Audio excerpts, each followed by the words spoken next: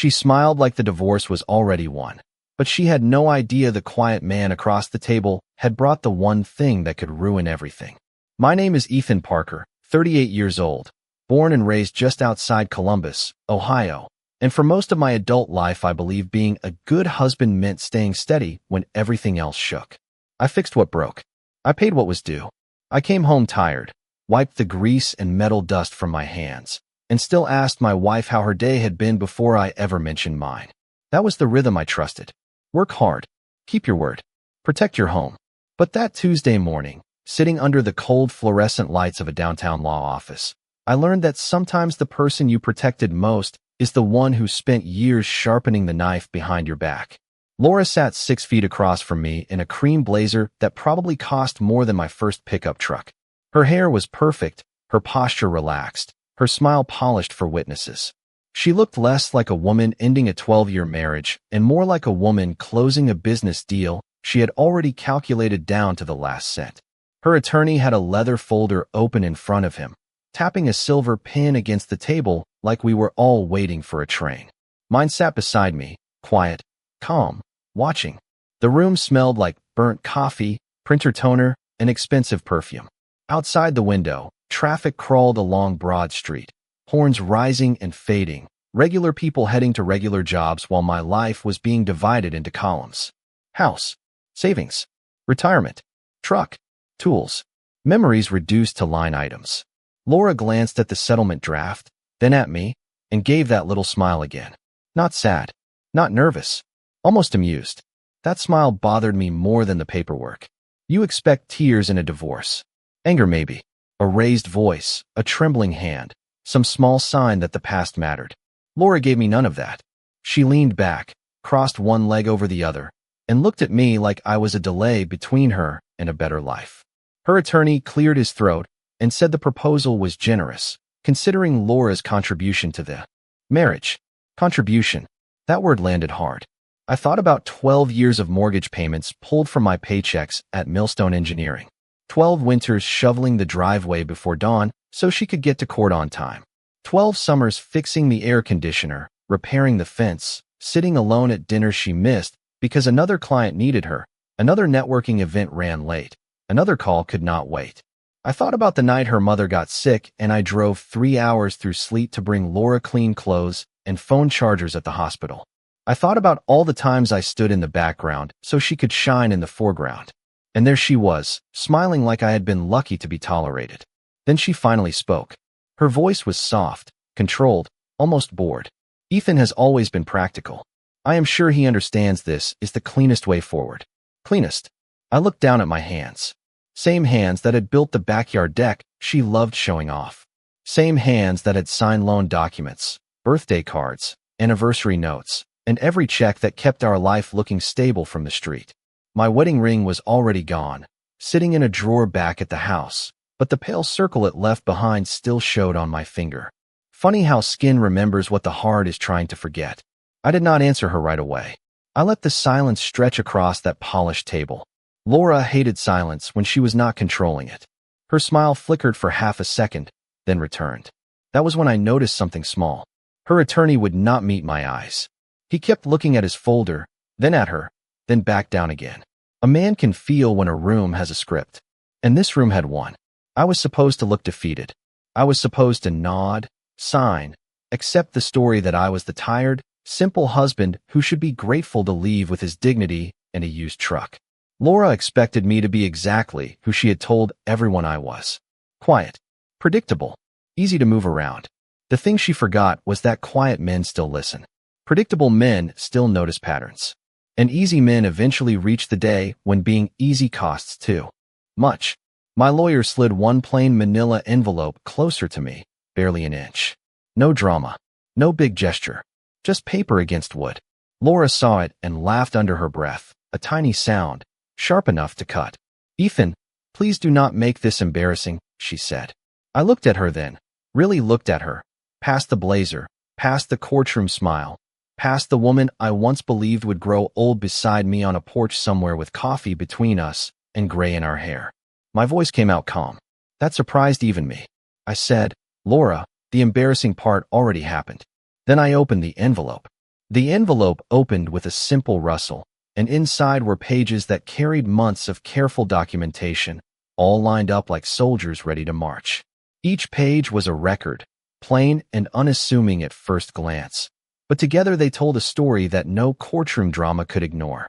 I slid the first page across the polished wood table toward the attorney on my left, who gave a subtle nod, barely perceptible, like he had been expecting this moment for a long time.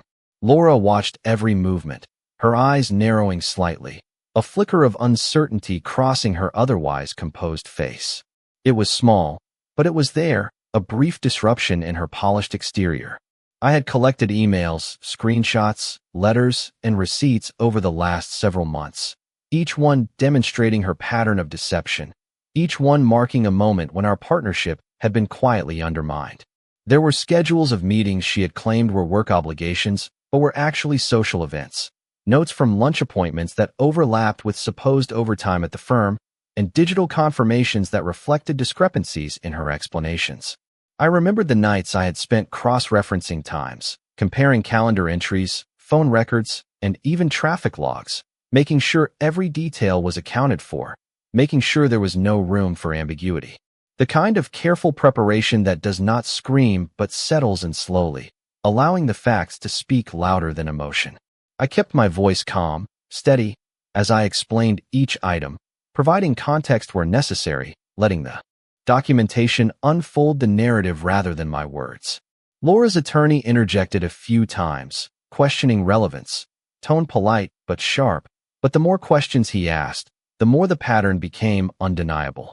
The room felt heavier with each passing minute, the fluorescent lights above casting a steady glow that seemed to spotlight our shared history in stark relief. I could hear my own heartbeat, steady, not from fear, but from the anticipation of seeing truth take shape in real time. Laura shifted slightly, the smile she had held onto so tightly now less assured. She cleared her throat, attempting to regain control of the moment, but it was clear she was counting silently, calculating how to respond, how to frame herself in a narrative that was rapidly crumbling. I did not interrupt. I let the silence between pages do the work. Each time she glanced at a receipt or an email, her expression betrayed just a hint of what I had been waiting for, recognition, finally, that she could not dismiss or diminish the story that these pages told. I recalled the long hours at home, evenings spent quietly observing inconsistencies, making notes, taking care to remain calm, to avoid confrontation, to allow the truth to accumulate in a way that would be undeniable when the moment came. That quiet patience had brought us to this table. Each documented instance, each careful annotation, was a silent strike, precise and measured, and now, as I watched her reactions, I realized that the effect was even more powerful than I had imagined. Laura leaned back, lips pressed together, her hands resting atop the folder she had carried in with confidence. The tension in her shoulders suggested that the carefully curated persona she had maintained was beginning to crack under the weight of the evidence. I caught a flicker in her eyes, a quick flash of comprehension, that split second when one realizes they have underestimated the person they intended to control. The attorney beside her shifted uncomfortably, recognizing that the unfolding narrative left little room for argument. I maintained my composure, voice even, posture relaxed, hands visible on the table, signaling that I was steady, unshaken, while the documentation spoke volumes. Each page was a line of truth, each fact a thread woven into a tapestry that no one could dispute. And then, in the stillness of that room, I saw it. The subtle change, the imperceptible drop of her gaze, the tightening of her lips. It was not theatrical, not loud, but unmistakable. A moment where the veneer of control began to yield to the weight of undeniable reality. I knew then that the preparation, the quiet observation, the meticulous collection of details had done its work. The room had shifted, even if imperceptibly to the casual observer, and the power balance, carefully concealed for months, was now in full view. I allowed one more moment to pass, giving space for the recognition to settle, before I leaned back slightly and gestured toward the next set of pages. Each one unfolded seamlessly into the next, a continuous, compelling narrative, drawing a line from past behaviors to present accountability, a demonstration of patience and precision that required no drama, no theatrics, only truth. Laura's posture stiffened slightly more, and the briefest exhale betrayed her acknowledgement, a silent concession that the careful, quiet diligence had shifted the room irrevocably. This was the moment where control and patience, strategy and observation intersected, showing that even in calm and measured silence, the accumulation of truth can command attention, shift perception, and quietly, but decisively, redirect the course of events. The pages continued to slide across the table, each one more precise than the last, each one a careful stitch in a fabric of undeniable facts.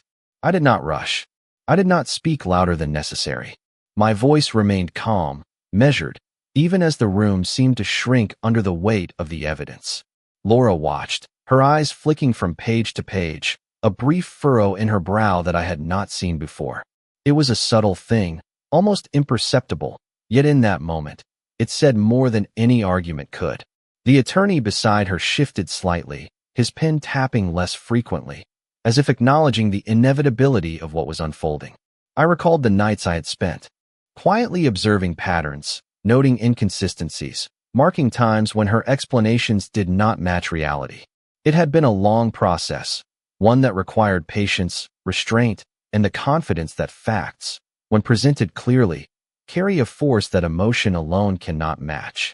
Each document I presented was a small building block, a demonstration of meticulous attention to detail, a testament to the fact that truth, no matter how long concealed, has a way of revealing itself.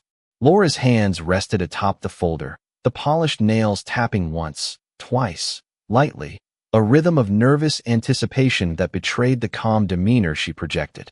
I allowed her a moment to breathe, to observe, knowing that the weight of observation itself can be more impactful than words. The city outside continued with its ordinary rhythm, cars moving along Broad Street, pedestrians passing the courthouse windows, oblivious to the unfolding story inside. I imagined each one of them carrying on, unaware that a marriage, once thought secure, was being examined with a level of precision that left no room for doubt. The envelope contained schedules, receipts, email exchanges, and detailed notes that charted the divergence between her statements and actions. I narrated each section slowly, allowing the details to settle, emphasizing clarity over dramatics, letting the inherent significance of each item speak for itself. Laura shifted again, a barely perceptible tightening in her shoulders, an adjustment in posture that suggested the first stirrings of awareness that her carefully maintained narrative was being dismantled. The room felt dense, each breath carrying a quiet tension, each tick of the wall clock punctuating the methodical unveiling of truth. I maintained a composed demeanor, hands visible, posture open, signaling that I was steady, deliberate, and confident in the accuracy of the documentation. The attorney beside her began to take notes differently, noting each connection, each supporting item that reinforced the narrative I had carefully constructed. The subtle shift in his behavior reflected a recognition of the weight of what was being presented. Laura's eyes met mine, briefly, and for the first time in the morning, I saw a hint of apprehension, a recognition that her carefully built exterior could not fully withstand the clarity of the facts before her. I continued, page by page, each one reinforcing the previous, creating a cumulative effect that was impossible to ignore. The quiet intensity of the presentation held the room, drawing attention not through volume or theatrics, but through the simple, undeniable force of truth systematically revealed. I watched her, noting every small movement, the way her fingers lightly tapped the table, the subtle shift in posture, the quick inhale that betrayed her awareness of what was coming. Time seemed to stretch in that room, each second amplifying the impact of the material, each moment building toward a crescendo that did not need shouting to be felt. Finally, I paused, letting the last page rest before us, letting silence fill the space, giving room for realization to emerge fully. Laura's composure wavered, her fingers unclenching slightly, her gaze momentarily dropping to the table, acknowledging silently that the carefully orchestrated image she had maintained was now challenged by evidence she could not deny. I exhaled slowly, my hands resting calmly on the table, the quiet confidence of preparation evident in every gesture. The room held its collective breath, not in fear, but in anticipation, recognizing that truth, when presented methodically and without embellishment, commands attention in a way that cannot be ignored. And in that stillness, the first clear shift of control moved from her hands to mine, unspoken but unmistakable. The silence after that last page did something strange to me. It did not feel like victory, not yet. It felt like standing in the basement of a house after hearing the first crack in the foundation, knowing the whole thing had been week-long before anyone admitted it. Laura stared at the documents, then at me, then at the corner of the table as if the answer might be hiding in the wood grain. Her attorney finally stopped tapping his pen. Mine leaned back slightly, not smug, not pleased, just steady, the way a man looks when the facts have finally entered the room and everyone knows they are staying. I could have kept pushing. I could have listed every contradiction, every late night, every unexplained charge, every private message that proved she had been preparing this divorce like a business acquisition instead of grieving the end of a marriage. But in that room, with the papers spread out between us, my mind drifted back to a kitchen 12 years earlier, before the polished blazers and legal folders, before the strange distance in her eyes. Laura had been standing barefoot on the cracked linoleum of our first apartment, laughing because the smoke alarm went off while she tried to make grilled cheese. We had one small table from a yard sale, two mismatched chairs, and a refrigerator that hummed so loudly we had to raise our voices during dinner. We were broke in the honest way young couples are broke, counting gas money, splitting a 12-inch pizza, dreaming out loud because dreams were free. She used to press her cold feet against my leg under the blanket and say, "Ethan, someday we are going to have a real house, a real yard. Maybe even one of those mailboxes with flowers around it." I believed her. More than that, I believed in us. I worked extra hours at the plant back then, saving for her law school application fees, fixing neighbors' cars on weekends for cash, taking any side job that did not ask too many questions about sleep. I was 26 years old, convinced that love meant carrying weight without keeping score. When she passed the bar, I cried in the parking lot outside the testing center before she even saw me. I remember holding her so tightly she laughed and told me I was embarrassing her. I did not care. I was proud. Proud the way a man is proud when the woman he loves steps into the life she fought for, and he knows his hands helped steady the ladder. For a while, she remembered that too. She would leave notes in my lunch bag, little squares of paper with crooked hearts, telling me she loved my stubbornness, my patience, my terrible singing in the truck. Those notes are still in a shoebox in the garage, tucked under warranty manuals and old tax returns. I never threw them away, because some part of me wanted proof that the woman across from me had once been real. The change did not happen all at once. That is what people get wrong about a marriage ending. It is rarely one big explosion. It is a light left off in one room, then another, until you realize you have been walking through the dark for years. First it was the jokes. Small ones. Harmless, she said. At parties she would call me her blue-collar philosopher, and people would laugh. And I would laugh too because I thought loving someone meant giving them room to be charming. Then the jokes sharpened. Ethan does not understand court politics. Ethan still thinks a handshake means something. Ethan would rather fix a lawn mower than read a financial statement. Every sentence came wrapped in a smile, so if I flinched, I looked insecure. Then came the dinners where she forgot to mention I was coming. The work events where she introduced me last, after the partners, after the clients, sometimes after the waiter had already taken drink orders. I told myself she was under pressure. I told myself success changes schedules, not hearts. That was the lie I used to sleep at night. Across the table, Laura swallowed hard, and the sound brought me back to the office. Her face had lost some of its color, not dramatically, not enough for anyone outside that room to notice, but enough for me. I had watched that face for 12 years. I knew the difference between confidence and calculation. She was calculating now, looking for an exit, looking for a version of the story where she was still the reasonable one and I was still the man who could be managed with a disappointed sigh. Her attorney turned one page slowly and asked, in a quieter voice than before, where these records had come from. My lawyer answered before I could. Bank statements from joint accounts, public filings, calendar exports voluntarily shared during the marriage, written communications preserved in accordance with Ohio law. Clean, lawful, relevant. The words landed like bricks, plain and heavy. Laura looked at me then, really looked at me, and for the first time that morning, she did not seem amused. I thought I would feel satisfaction. Instead, I felt the ache of all those years pressing against my ribs. Because the worst part was not that she had underestimated me. The worst part was remembering how long I had overestimated her. By the time Laura's attorney finished reviewing the source notes, the air in that room had changed completely. It no longer smelled like burnt coffee and expensive perfume.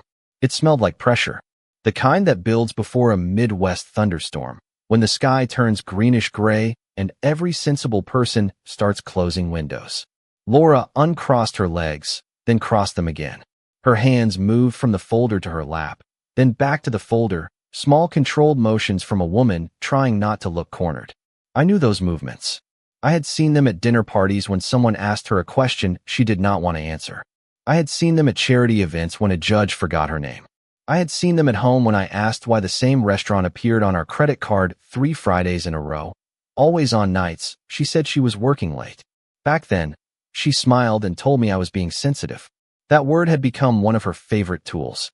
Sensitive, insecure, dramatic. She never raised her voice when she used them. She did not need to.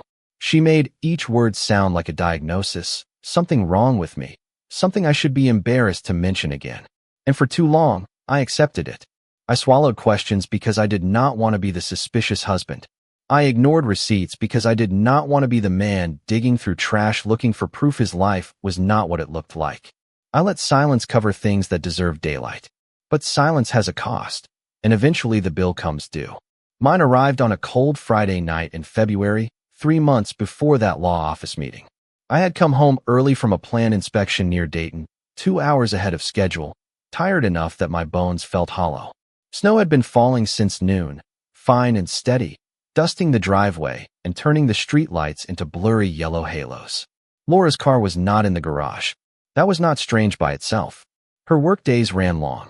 Her explanations ran longer. I set my lunch cooler on the counter, kicked off my boots, and noticed the house felt staged. Not clean. Staged. Pillows angled too perfectly. Kitchen island spotless. Her laptop gone. The little blue ceramic bowl where we kept spare keys was empty except for a paperclip and 1 penny. I stood there in my socks, listening to the refrigerator hum, and felt that old internal alarm wake up. Not panic. Not anger. Just a quiet pressure behind the ribs. I checked my phone. 1 message from Laura at 5:16 in the afternoon. Late filing. Do not wait up. I read it twice. Then I looked at the security notification from our front porch camera. It had recorded movement at 5:28. I opened the clip expecting a delivery driver, maybe a neighbor returning a package. Instead, I saw Laura step onto the porch wearing her charcoal coat, carrying a small overnight bag I recognized from our trip to Nashville years earlier. She locked the door, glanced once toward the street, and walked to a dark sedan parked just beyond the mailbox. The driver never got out. The clip lasted 14 seconds. 14 seconds can be enough to change the temperature of an entire life. I did not confront her that night. I made coffee I did not drink, sat at the kitchen table, and watched snow gather along the deck railing I had built with my own hands.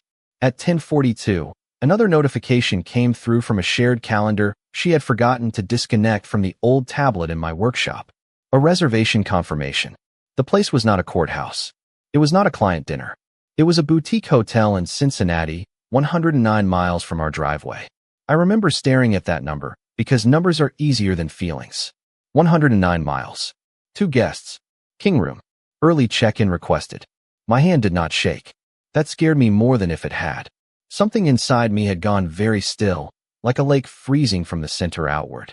The next morning, Laura came home with coffee breath, smooth hair, and a story about emergency filings that had kept her downtown until sunrise. She kissed my cheek without looking at me and asked whether I had salted the front steps. I said yes. She said good.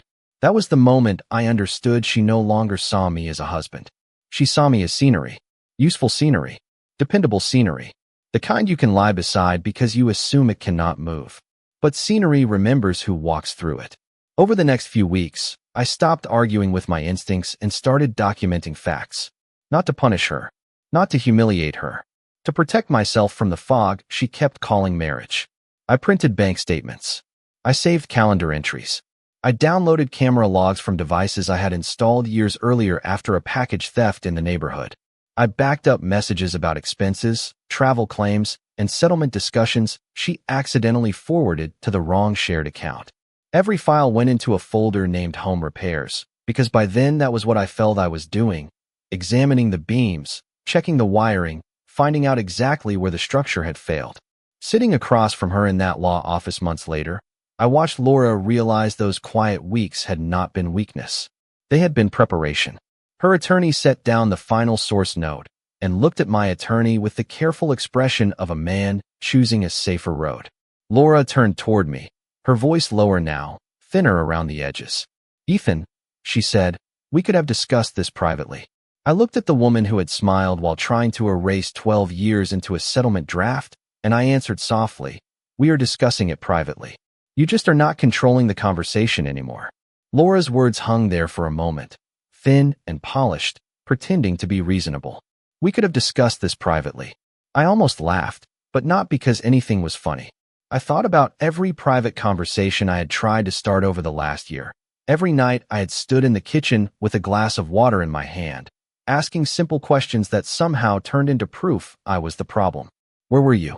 Why did the story change? Why did you move money from the joint account without telling me?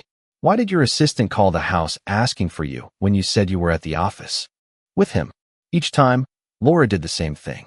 She tilted her head, softened her voice, and made concern sound like disappointment. "Ethan, you are spiraling.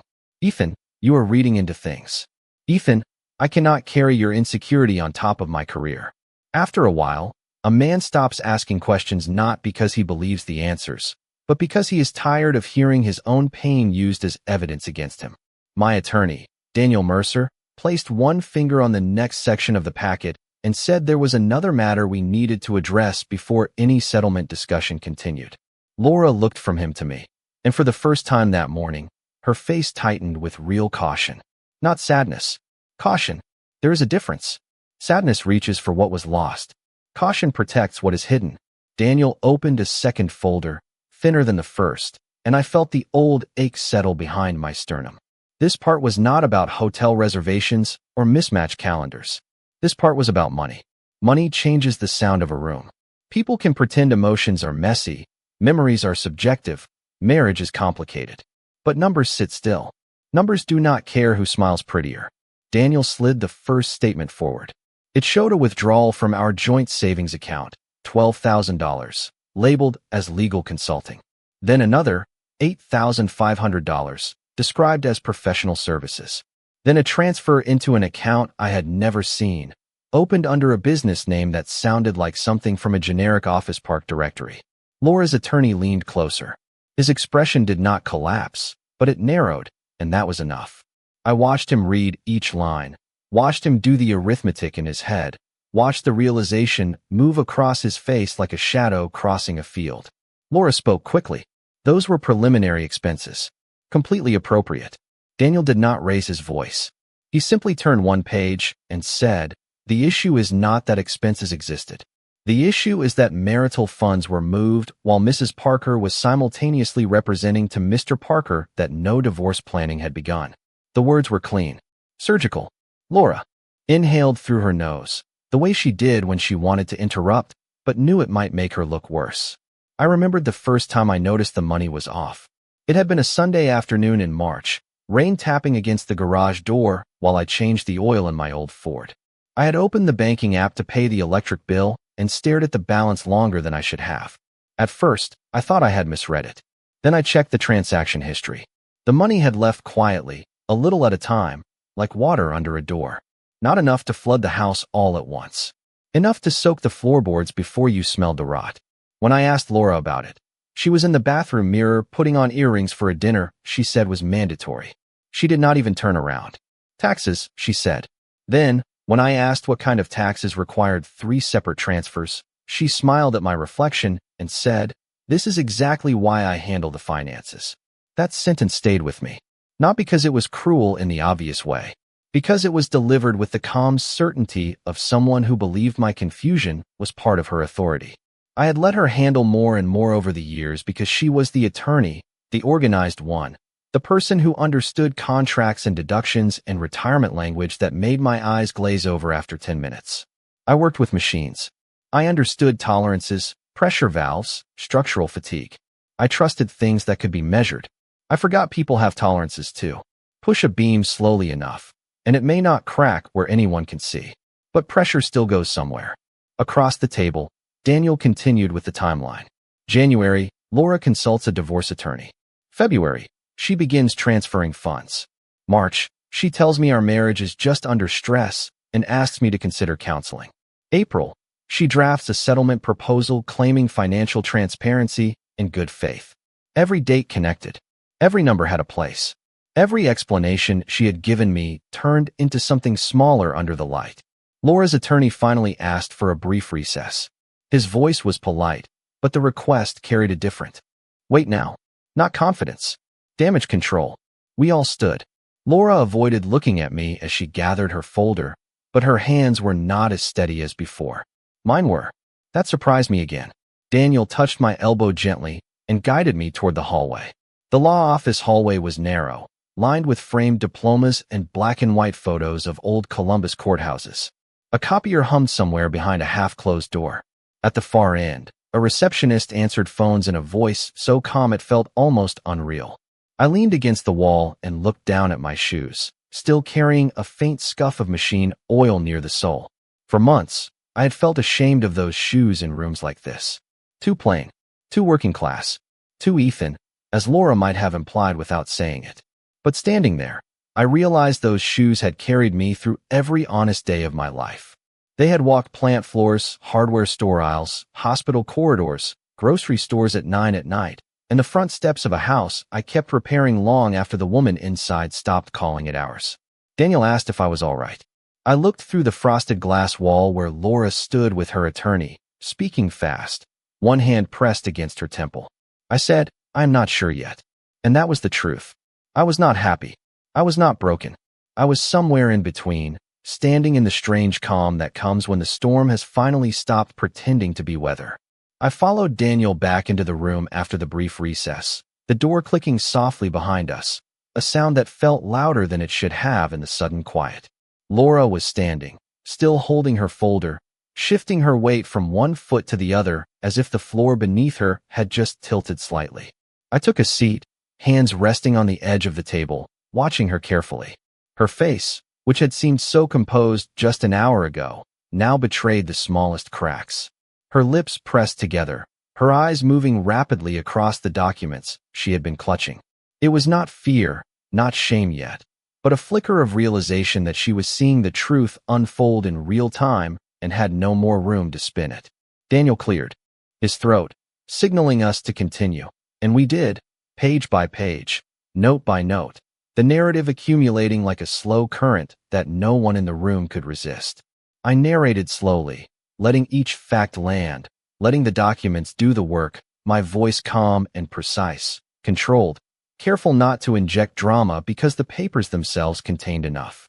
Laura's attorney occasionally leaned forward, whispering quick clarifications, but it was clear to me and to him that the pattern we were exposing was no longer negotiable. Laura's posture shifted again. She straightened, shoulders back, but her hands shook slightly as they folded the folder against her chest. I had seen that movement before, late nights at home when she tried to explain away late credit card transactions, misaligned schedules, or meetings that did not exist. I remembered sitting at the kitchen table, pencil in hand, tracking her travel schedules against emails she had sent me and noting discrepancies, small ones at first, growing into a pattern I could no longer ignore. Now, here in this law office, every small detail I had collected was visible, undeniable, and aligned perfectly. The room had taken on a different weight, not tense in a threatening way, but weighted with truth.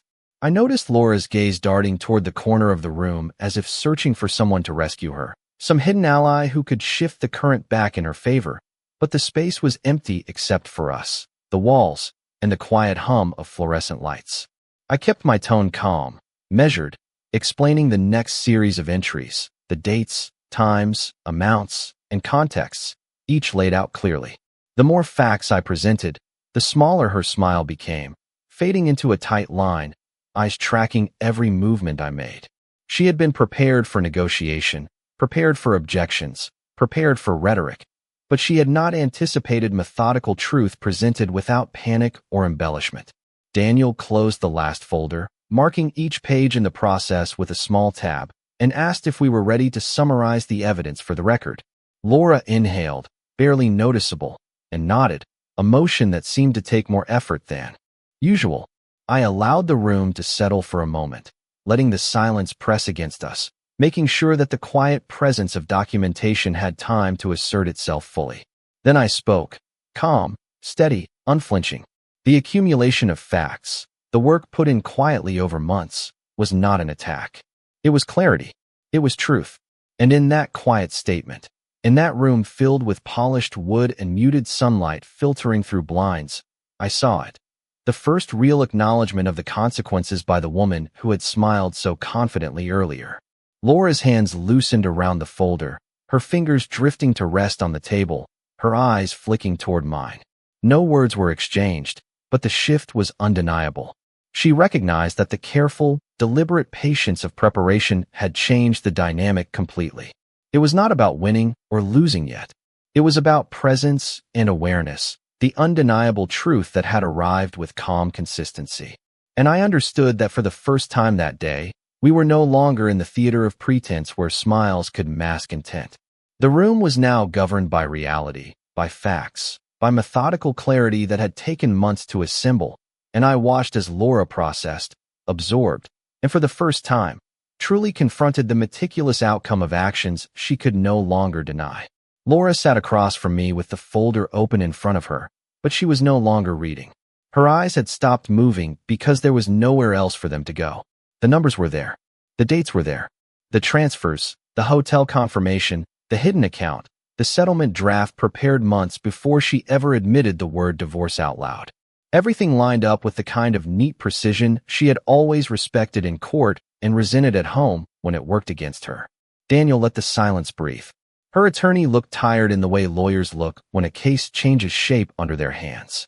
He removed his glasses, rubbed the bridge of his nose, and said he needed a moment to confer with his client about revising their position. Laura's head turned sharply toward him. Their position, not my position, not the fair proposal. Their position. It was the first time anyone on her side had said out loud that what she walked in with was no longer stable. I watched that phrase land on her face. She blinked twice, slow and stunned, as if language itself had betrayed her. I remembered how many times she had used language against me. She never said I was stupid. She said I was not equipped for complex matters. She never said my work embarrassed her. She said our worlds were different. She never said I bored her. She said she needed intellectual oxygen. Every phrase soft enough to deny, sharp enough to leave a mark. Now the room was speaking in a language even she could not polish. Documentation. Discrepancy. Marital funds. Good faith. Full disclosure. Daniel placed one more packet on the table, thinner than the others, and I felt the floor inside me tilt because I knew what was in it. This was the part one had not wanted to use unless I had to. Not because it was unlawful. It was clean. Not because it was weak. It was strong. Because once it entered the room, there would be no pretending this was only about money. Daniel looked at me, giving me the choice without saying it. For a second, I saw our old kitchen again. I saw Laura in my gray sweatshirt, eating cereal from a mixing bowl because we had not unpacked the dishes yet. I saw the first Christmas tree we bought from a grocery store parking lot, too crooked to stand straight, leaning against the wall like a tired soldier. I saw her asleep in the passenger seat on a road trip to Asheville, sunlight moving across her face while I drove with one hand on the wheel and the other resting near hers. Memory is cruel because it does not disappear when trust does. It just sits there, holding the shape of someone who left long before their body did. I nodded once. Daniel opened the packet. Laura's attorney leaned forward again, already cautious. Daniel said there was one additional matter relevant to credibility and settlement conduct. Laura's face went still.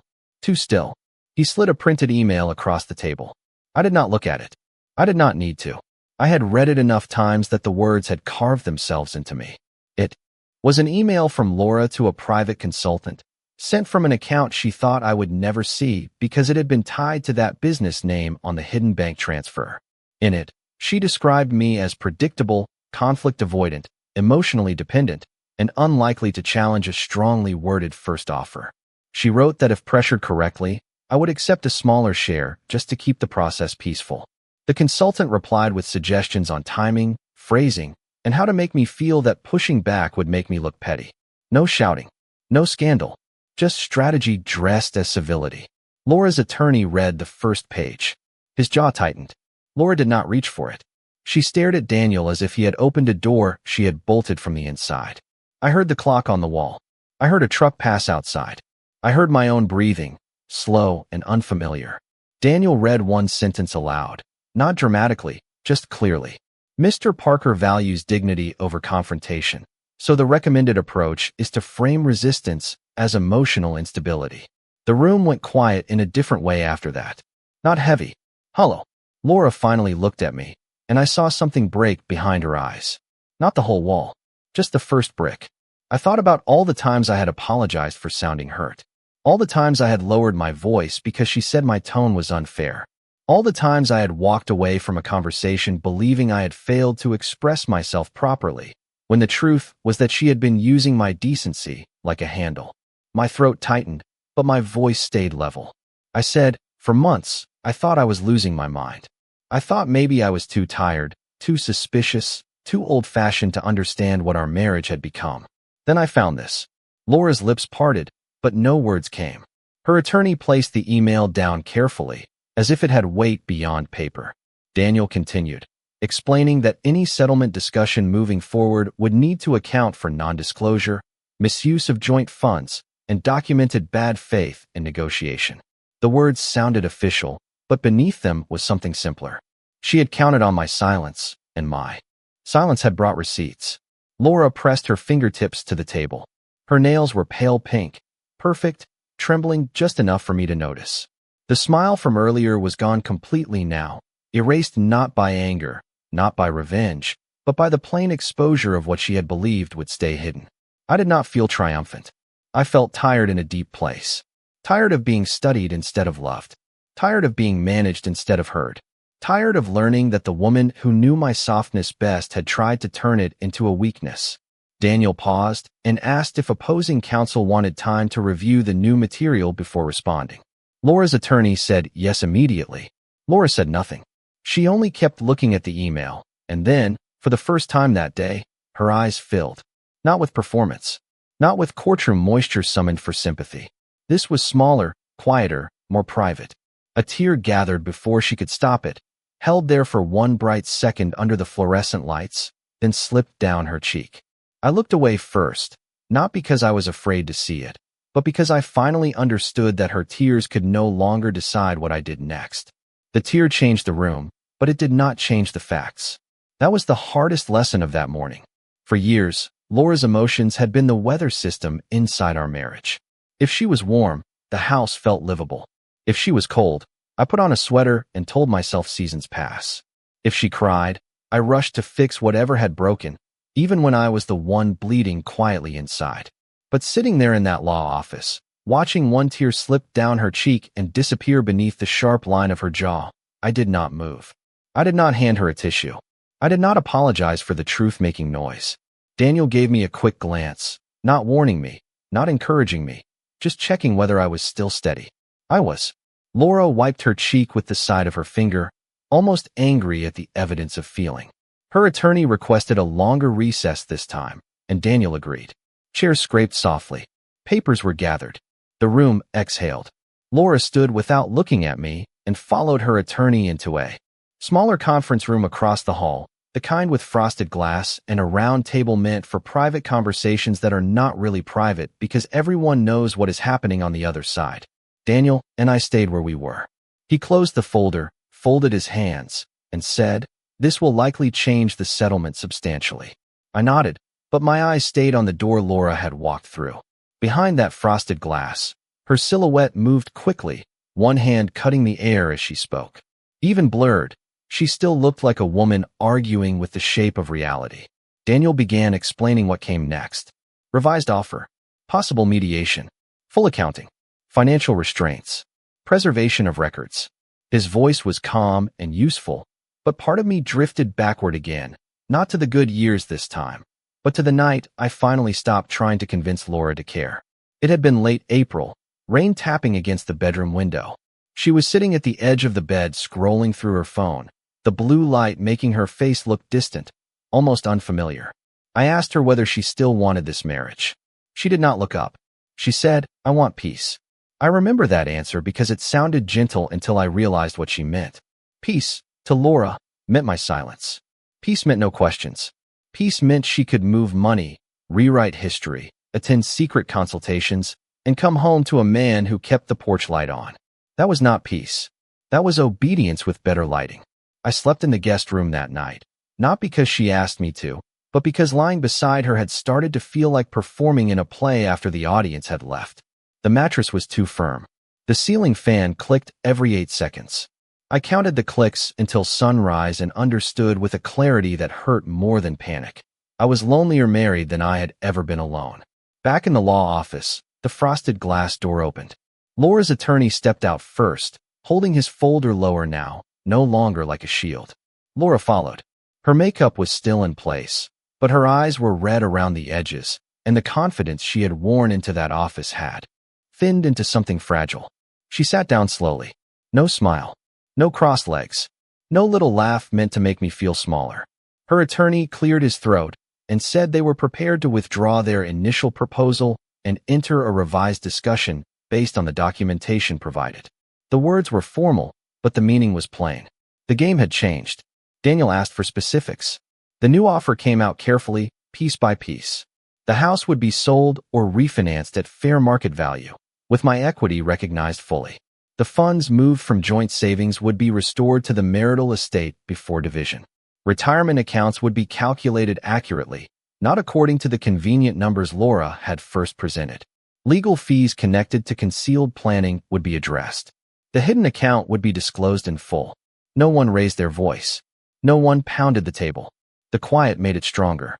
Laura stared at the papers while her attorney spoke, and I wondered whether she was hearing the settlement terms or the collapse of the version of me she had built in her mind. Predictable, conflict avoidant, easy to pressure.